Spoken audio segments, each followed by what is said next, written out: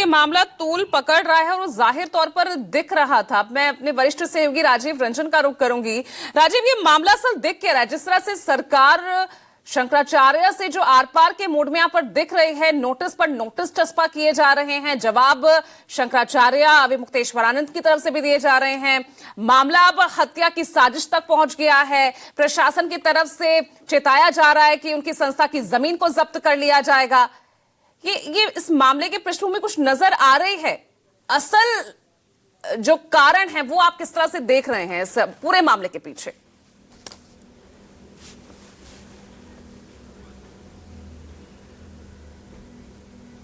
देखिए पूजा, देश में गिनती के हिंदू धर्माचार्य हैं जो शासन सत्ता के खिलाफ, खासकर भारतीय जनता पार्टी या उनके नेताओं या सरकार के खिलाफ माफ कीजिएगा, समय समय पर बोलते रहे। उसमें स्वामी अविमुक्तेश्वरानंद का नाम सबसे ऊपर आता है।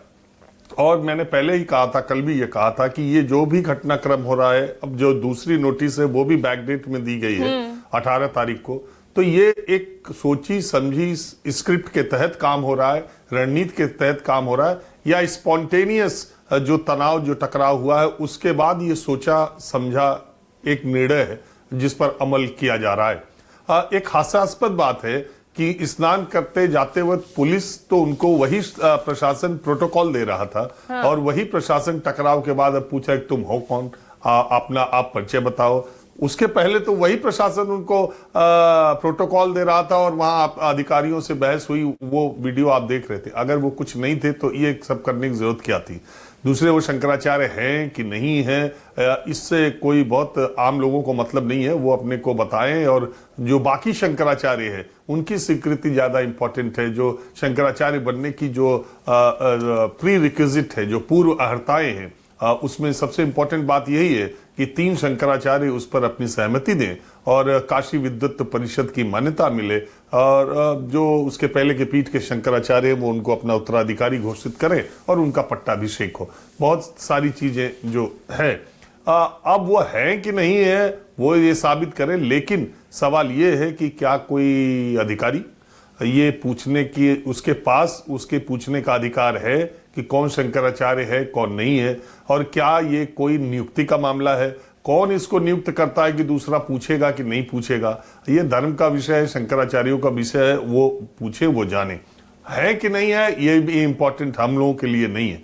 हम इतना जानते हैं कि उनको तमाम जगहों पर अब तक शंकराचार्य अविमुक्तेश्वरानंद कहा जाता था। हम इतना जानते हैं कि पिछले कुंभ में, जब हम कुंभ कवर करने के लिए करीब 15 दिनों से ज्यादा प्रयागराज में थे, तो हमने देखा उनका बोर्ड शंकराचार्य के तौर पर लगा हुआ था। हम इतना जानते हैं कि इस बार भी जब उनका टेंट लगा है तो वो उसी तरह लगा है, और विवाद से पहले वो शंकराचार्य लिख रहे थे। और हम ये भी जानते हैं कि अगर वो शंकराचार्य नहीं भी हैं तो एक धर्माचार्य तो है ही, एक धर्माचार्य तो है ही। और दूसरे, भारत के किसी भी शहर में इस वक्त आप गाड़ी लेके निकल जाइए तो किसी भी शहर में आपको ऐसी गाड़ियां मिल जाएंगी जिसमें श्री 1008 महामंडलेश्वर लिखा हुआ की गाड़ी मिल जाएगी, उसमें बाबा लोग जाते मिल जाएंगे। अब किससे किससे पूछा जाएगा और किससे किससे शासन सत्ता पूछेगी कि पहले आप महामंडलेश्वर क्यों लिखे हैं, पहले ये बताइए। और अभी इसी माघ मेले में आप जाके देख लीजिए, न जाने कितने कैंप लगे होंगे जिसके सामने लिखा होगा महामंडलेश्वर 1008। तो अब सबसे क्या पूछा जाएगा कि आपने महामंडलेश्वर की डिग्री कहाँ से ली, और ये बोर्ड कब का लगा हुआ है, और क्यों आप महामंडलेश्वर कब हुए?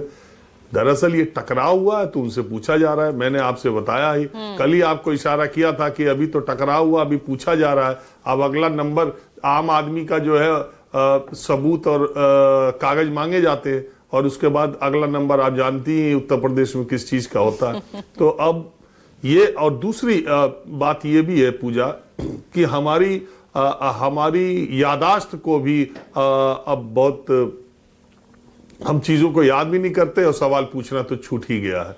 अभी जब ये नोटिस मैंने पढ़ी और उनको उस नोटिस में जो बातें लिखी गई थी कि जिस तरह आप पांटून पुल नंबर 2 के से आगे बढ़ रहे थे और भीड़ को देख करके वहां पर मौनी अमावस्या के दिन भगदड़ की स्थिति उत्पन्न हो जाती है आपके ऐसे वैसे, मुझे फट याद आया कि अभी 1 साल तो हुए हैं। 29 जनवरी को शायद पिछली बार मौनी अमावस्या थी और भगदड़ हुई थी और वहां 37 लोग मरे गए थे शासन के तरफ से। उस घटना के बाद ये कहा गया कि शासन ने मौतों का आंकड़ा सही नहीं बताया है और कई न्यूज एजेंसीज ने रिपोर्ट किया था कि मौतों का आंकड़ा उससे ज्यादा है। उस समय भगदड़ मची तो ये मेला प्रशासन कहाँ था, और जब इतनी बड़ी घटना घटी थी तब इनकी कहां से तब इतनी मुस्तैदी क्यों नहीं थी, और अगर घटा भी और इतनी चिंता भगदड़ की थी और तो उस वक्त कुंभ में तो ये इंतजाम नहीं किए गए थे।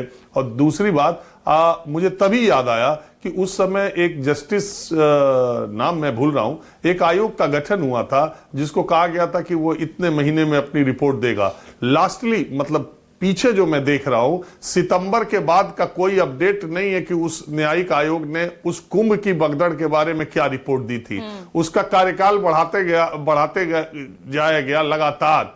वो 9 महीने तक, तो सितंबर तक का अपडेट मुझे पता नहीं उस आयोग ने रिपोर्ट दी तो उसके सार्वजनिक तौर पर चर्चा तो मैंने सुनी नहीं। उस रिपोर्ट में क्या आया मैंने सुना नहीं। सितंबर में एक उनका नोटिफिकेशन एक आया था कि 15 दिन का, वो 15 दिन और जनता से, पब्लिक से मांग रहे थे वीडियो और फोटो, और अगर आपके पास हो। उसका कार्यकाल बढ़ते बढ़ते 9 महीना और अगली मौनी अमावस्या बीत गई, लेकिन उसकी रिपोर्ट नहीं आई और अभी तक उस भगदड़ का पता नहीं चला। इस भगदड़ के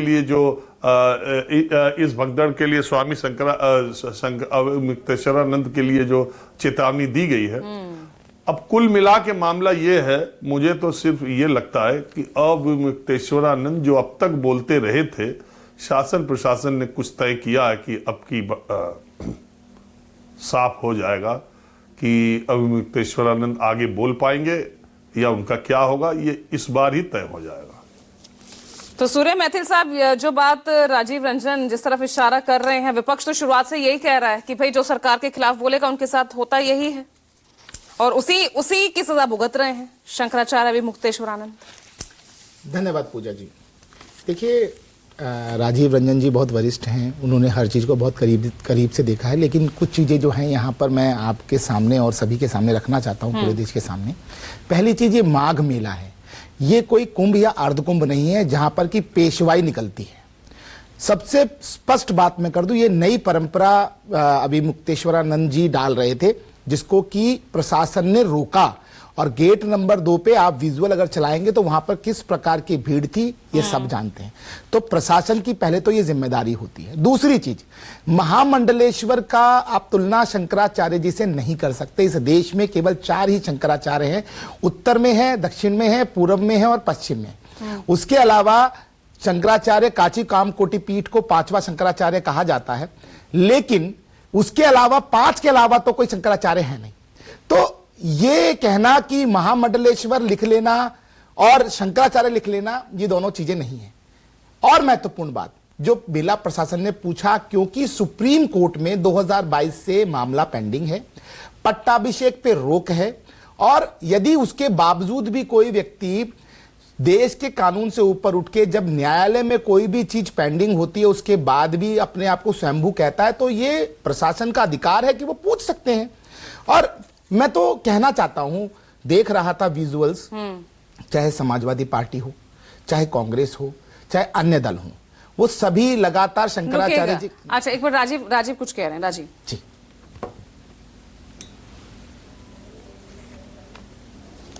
पहली बात तो मैंने शंकराचार्य और महामंडलेश्वर में तुलना नहीं की। मैंने कहा कि ये धर्माचार्यों के नाम जो लिखे जाते हैं और ये जो पदवी उनको दी जाती है, कोई राजकीय नियुक्ति नहीं है कि कोई अधिकारी किसी से उठ के पूछ देगा कि आप महामंडलेश्वर कैसे लिख के चल रहे, पहले मुझे कागज बताइए, और आपकी नियुक्ति कैसे हुई थी, आपने इंटरव्यू कब दिया था, आपका इम्तहान कब हुआ था, और किस इंटरव्यूइंग कमेटी में आप बैठे थे।